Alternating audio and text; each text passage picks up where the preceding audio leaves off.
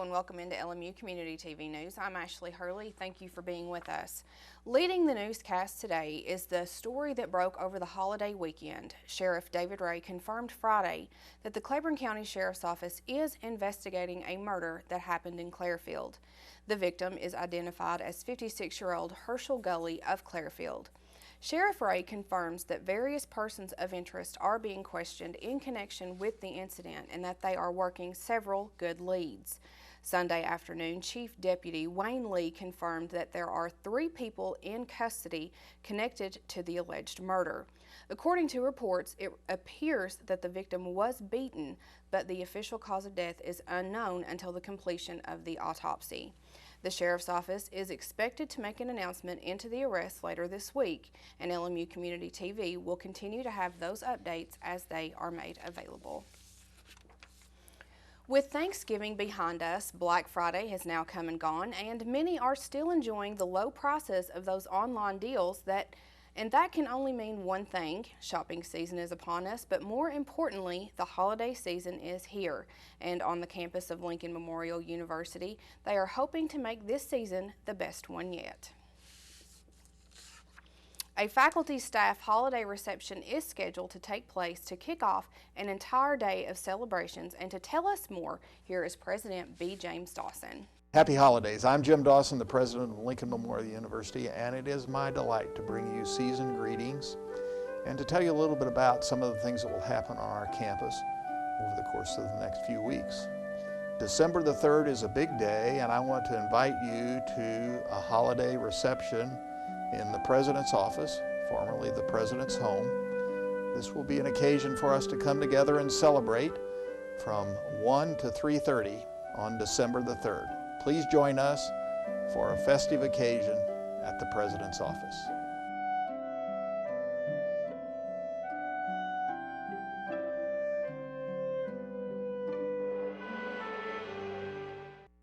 Continuing to celebrate the kickoff of the holiday season coming up on Thursday, there will be 2 performances by the Knoxville Symphony Chamber Orchestra, a Christmas festival, and the annual tree lighting on the quad. The LMU Women of Service Christmas Festival will include holiday shopping under a heated tent on the University quad from 3 o'clock to 9 o'clock. Local vendors will be on hand with jewelry, scarves, personalized children's books, and more. All vendor booth fees benefit LMU's Women of Service organization, which supports students and provides cultural opportunities for students here at LMU. LMU holiday ornaments will be available with a $10 donation or more to the Women of Service Scholarship. The Knoxville Symphony Chamber Orchestra will perform 2 concerts in the Sam and Sue Mars Performing Arts Center at the Duke Hall of Citizenship. The first performance will begin at 4 o'clock, and in between the 2 performances, the annual tree lighting ceremony will be held at 6:30 in front of the Chinook Chapel. The program will include Christmas carols, a reading of the Christmas story, and a visit from Santa Claus, and refreshments will be served. The second performance of the Knoxville Symphony Chamber Orchestra will follow at 7:30. The LMU Concert Choir will join the orchestra for a portion of the performance. Admission is free to both performances with your contribution to the Mission of Hope. The admission collection is part of the Mission of Hope's 2015 Christmas campaign. The Christmas drive will focus on the collection of new toys, clothing, non-perishable food items, and full-size hygiene products. Celebrating their 20th year, the Mission of Hope Christmas campaign aims to help over 18,000 children and their families in Southeast Kentucky, Northeast Tennessee, and Southwest Virginia with food, hygiene items, new clothing, and toys. For more information about Mission of Hope, you can contact their office at 865-694-4673 or visit their website www.missionofhope.org. Separate from the Mission of Hope Christmas Drive, the Claiborne County Family Resource Center is doing their annual new and gently used coat collection. The coats are then given to residents and families that are in need of a coat who live in the Claiborne County area. There is a great need, though, in Claiborne County for coats in sizes for little girls as well as larger sizes for both men and women. There are several drop-off locations that include Citizens Bank in Harrogate and Tazewell, Commercial Bank in Speedwell, Tazewell, and New Tazewell, the Corner Cafe, Cinderella's, Claiborne Medical Center Hospital, Pizza Inn, and Fresh and Low. The coats will be given away on a first-come, first-served basis on December 9th and 10th from 9 o'clock that morning until 3 o'clock that afternoon at the Election Commission building on Main Street in Tazewell. If you have a coat that you would like to donate, please contact the Family Resource Center at 423-626-1188 or the Alpha School at 423-626-3323. Well, coming up, it's the newest addition to the town of Cumberland Gap, and we took a tour and got the inside scoop on Papa Chum's music and rarities. So keep it right here to get all the details. I'm Jim Dawson, the president of Lincoln Memorial University, and it is my pleasure to bring you greetings on behalf of our academic community and tell you once again that our campus will be alive during this part of the season, and we invite everyone in the community to be a part of the activities here. Put on your calendar Thursday, December the 3rd.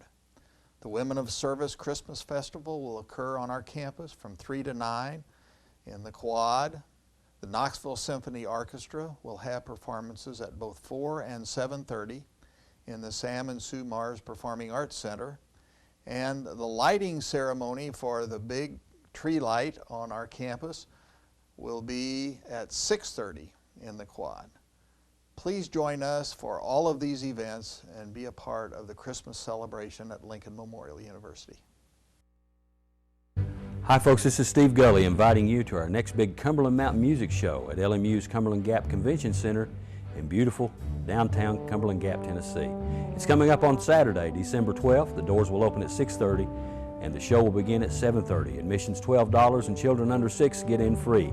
Come celebrate the holidays with us with some good bluegrass, country, gospel, and songs of the season. Great music, great entertainment, great food, and great fun with all of our family and friends and all of your neighbors. Come down to Cumberland Gap, December 12th. The show time is 7:30. The Cumberland Mountain Music Show. We hope to see you there.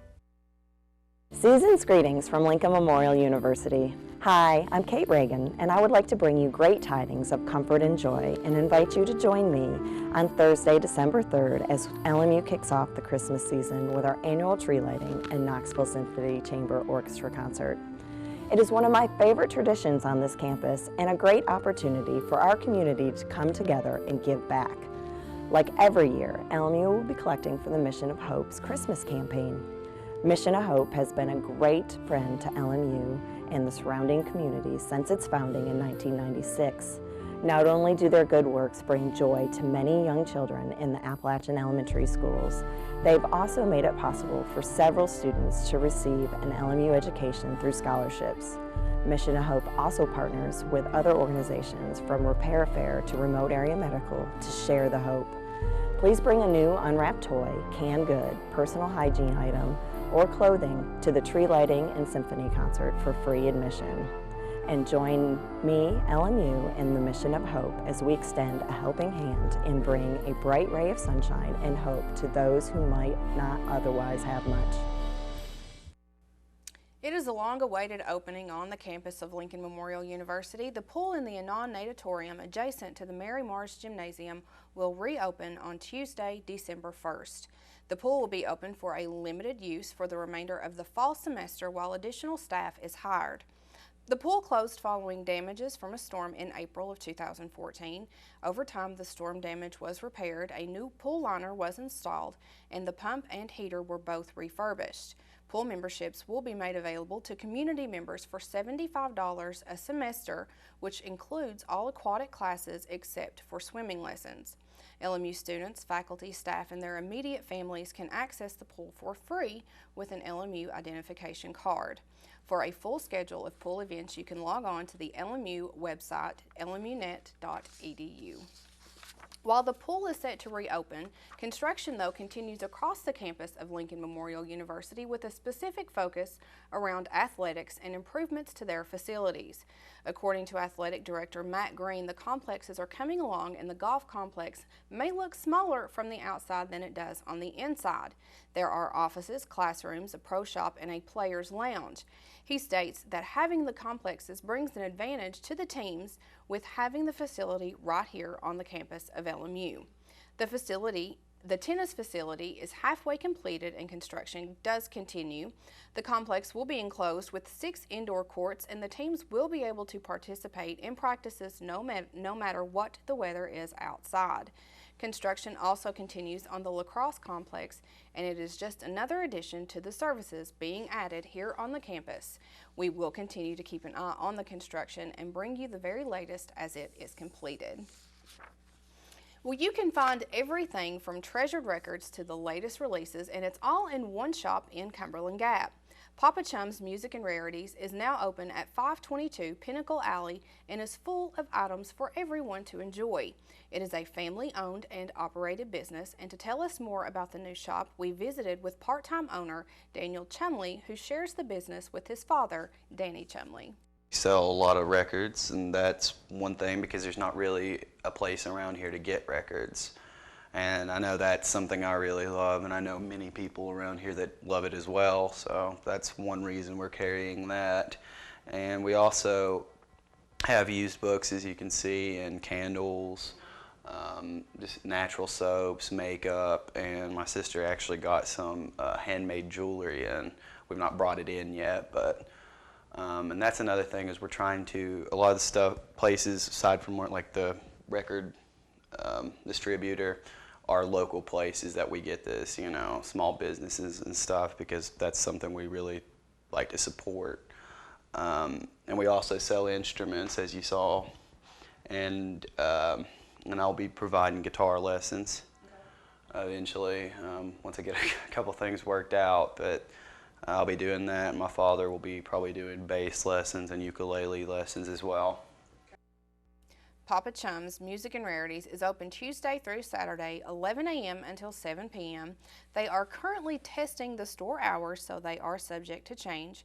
You can call to see if they're open at 423-869-5958 or 606-246-0538. They can also be found on Facebook. At the November 23rd meeting of the Harrogate Board of Mayor and Aldermen, several issues were discussed.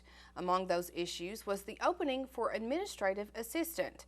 Mayor Linda Fultz reported that a few applications had been received for the position, but they would wait to see if more were turned in. The position of fire chief does remain open. Assistant Chief Josh McAllister and member Steve Capps both are unable to take the position due to time constraints, but Justin Cupp, who is a member, has indicated that he is interested in the job. The board stated that they will meet with him to hear his qualifications. The Children's Christmas program at the Harrogate Book Station is scheduled for December 19th, and Santa is set to make an appearance. Mayor Fultz also asked the board if they wish to donate to LMU for the Knoxville Symphony Orchestra Christmas performance, and all approved to make a donation for the annual event. The next scheduled meeting of the Harrogate Board of Mayor and Aldermen is scheduled to take place on Tuesday, December 29th. Coming up next weekend, it's the 16th annual Walk Through Bethlehem. It is scheduled at Shawnee Missionary Baptist Church. The journey is an inside Christmas program for all ages with low lighting and many things to hear and see. Angels, merchants, live animals, shoppers, music, stories, and much more. The program will be held from 6 o'clock to 8:30 each night from Thursday, December 10th through Saturday, December 12th. Shawnee Baptist Church is located at 780 Shawnee Road in Harrogate. There is no entry fee and facilities are handicap accessible. Now it is time to continue our latest segment on LMU Community TV, our weekly pet segment brought to you by LMU Community TV and the Claiborne Animal Shelter. These furry faces are available for adoption at the animal shelter, so let's introduce you to this week's Pet of the Week, followed by your sports update with Adam Haley.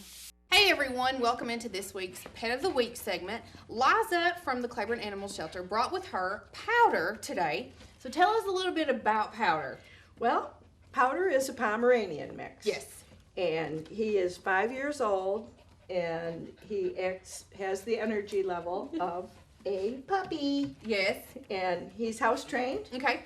And he's, the one thing about Powder is he's got a little bit of a he has a reaction. It's sort of a genetic reaction to fleas. Okay. And so we'll just turn you around for a minute. Okay.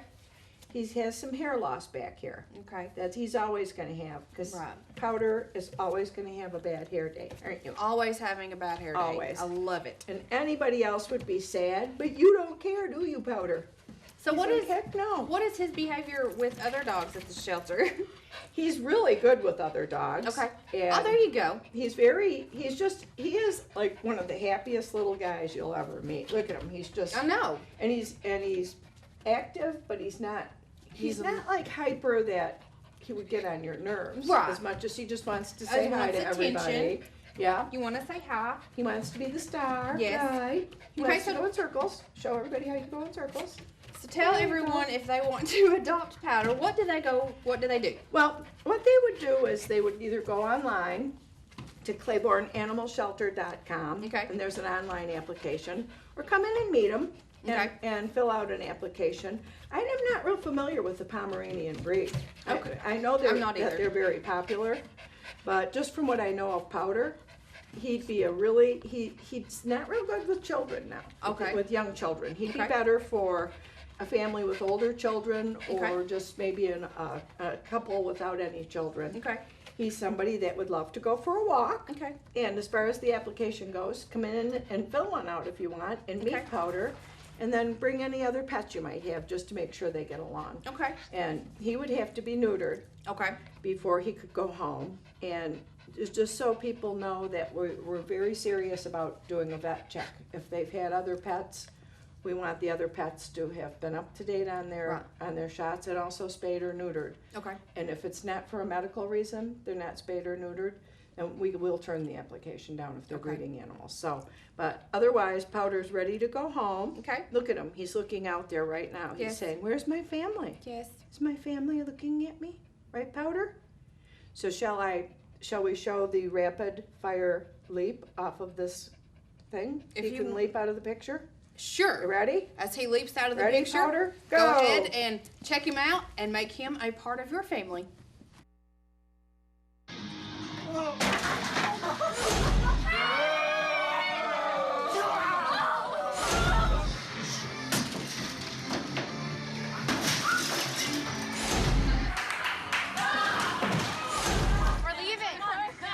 Most party fouls are pretty dumb. But if you decide to drink and drive underage, you could lose your license and your freedom. Underage drinking and driving. The ultimate party foul. Look at you. You're at the top of your game. At work or at play, you're unstoppable. Nothing can throw you off track. Oh, hey, she's cute. Nice going, man. Things are going great for you. You've earned a night out. Good drinks, good friends. Yeah, we can go ahead and call this a good night. Wait, is that your car? Uh-oh. Not smart. Yeah, I saw that coming. Say goodbye to her. Ouch, that'll hurt your bank account. You're looking at around 10 grand in fines, legal fees, and increased insurance rates. I hope you like eating frozen dinners. Alone. Let's try this again. Smart move. Because buzz driving is drunk driving.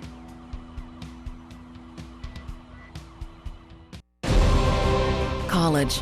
It can seem a million miles away. But what if you could get help with your tuition expenses? Get help filling out all those applications and finding a major that fits.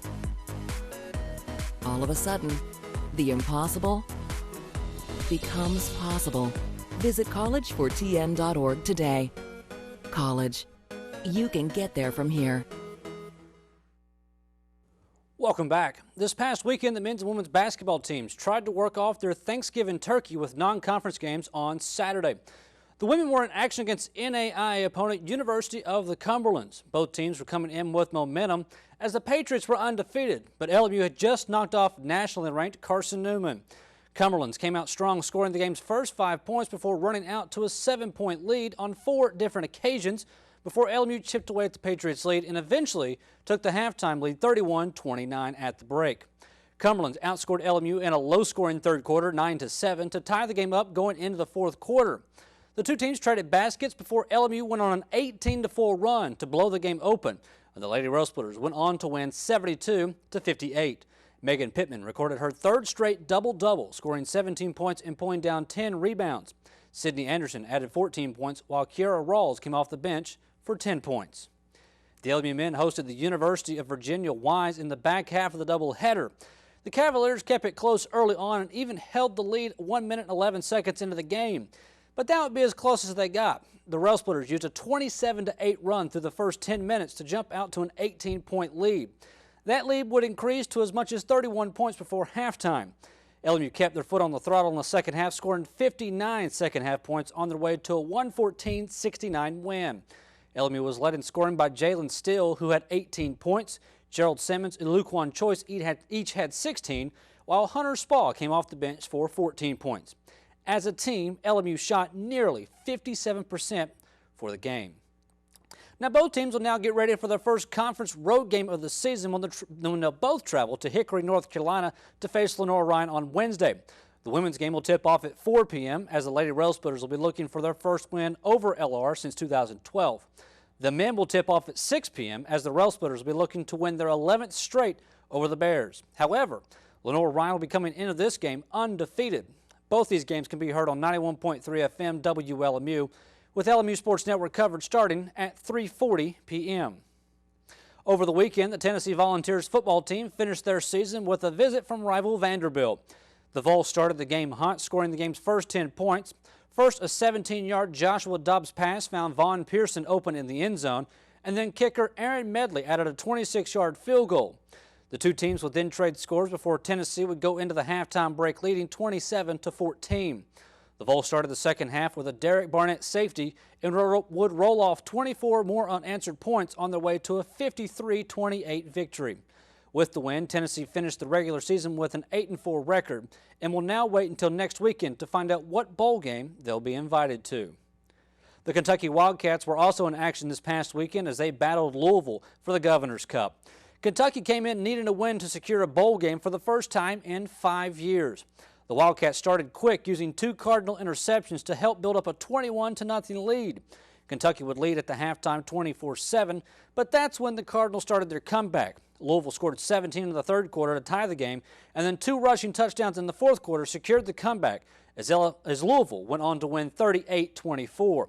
With the loss, Kentucky finishes the season at 5-7 and more than likely to miss a bowl game again this year. Now that's all for sports, but stay tuned after the break as Joseph Lewis will let us know if new releases The Good Dinosaur or Creed were good enough to knock off the Hunger Games this past weekend when he brings you the box office report when we return here on LMU Community TV News. Communities throughout Knoxville and this region are filled with pockets of individuals striving to rise above their beginnings. Often, education and mentorship are keys to a more prosperous future. At first glance, programs like What's in a Doctor's Bag serve a purpose by helping young children gain a level of comfort when visiting a doctor. They also open their minds to the possibility of becoming a doctor themselves. Planting the seeds of education empowers underserved populations to dream beyond the world they grow up in. Nestled in the pristine beauty of the Appalachian region is an institution dedicated to providing opportunities to populations that are often overlooked and underserved. Founded in 1897 as a living memorial to President Abraham Lincoln, Lincoln Memorial University has fulfilled its mission by providing educational experiences to Appalachia and beyond. The university's influence can be measured in many different ways. Every year, LMU has well over a $100 million impact on the region's economy. But perhaps a better indication of how well it succeeds in its mission is the individual care patients receive from LMU-trained healthcare providers. The university believes that one of the major cornerstones of meaningful existence is service to humanity. LMU students are impacting communities in Appalachia and around the world by providing medical care within free clinics, community health screenings, mentoring programs, and traveling to impoverished nations to provide care. For decades, LMU has sought out community partners whose mission aligns with its own. Nothing is more powerful than a community coming together to prevent and solve issues in a collaborative process. Lincoln Memorial University. It's time to start living. Hello from the other side. I must have called 1,000 times to tell you I'm Joseph Lewis, bringing you all the latest information in the world of movies. Tops at the box office this holiday weekend were led once again by The Hunger Games: Mockingjay Part 2 with $51 million. After 4 years of build-up and anticipation, Suzanne Collins' young adult book series turned blockbuster film franchise comes to a close, having already taken $198 million after less than 2 weeks of release. Despite having the lowest grossing opening weekend of the franchise, it is nevertheless on track to match the figures earned by Mockingjay Part 1, though the jury is still out on whether or not it will match the $424 million domestic gross scored by the series' second installment, Catching Fire. In terms of reception, Mockingjay Part 2 seems to have provided a mostly satisfactory conclusion, though many have noted that the decision to split Collins' final book into 2 movies may have been a mistake in hindsight. Following at number 2 was animated newcomer The Good Dinosaur, Pixar's tale of a dinosaur and his boy, pulling $39 million in its debut. While this is a strong number, it isn't even half the mammoth $90 million grossed by the studio's earlier beloved 2015 release Inside Out in its opening weekend, and in many circles, The Good Dinosaur seems to be suffering by comparison despite much praise being heaped upon the animation itself. And rounding out the top 3 was Creed, using its unique position as the 7th installment in the Rocky franchise and a spin-off in its own right to draw a $30 million starting figure. Creed has thus far received rave reviews from critics and audiences alike, with many calling it the best film in the series since the original Rocky from 1976. The weekend's other major release, Victor Frankenstein, experienced one of the worst openings ever for a wide-release film, pulling a total of $2.3 million for the weekend with a way low per-screen average of $840. The film's lack of financial success is reflected in its buzz from critics and audiences, which has been almost universally negative. The month's earlier successes, like Spectre and the Peanuts movie, continued to perform well, taking $12 million and $9 million respectively, whereas other titles, including The Night Before, Secret in Their Eyes, and Love the Coopers, are all beginning to fall off. Meanwhile, the Eddie Redmayne starring prestige drama The Danish Girl opened on 4 screens to the tune of $185,000, with an impressive per-screen average of $46,250. That's all for today in the world of movies. I'm Joseph Lewis. And that is going to do it for us for this week's LMU Community TV News. I'm Adam Haley. Thank you for joining us, and we'll see you again this Thursday. For everyone here at LMU Community TV News, I'm Ashley Hurley. Have a great week.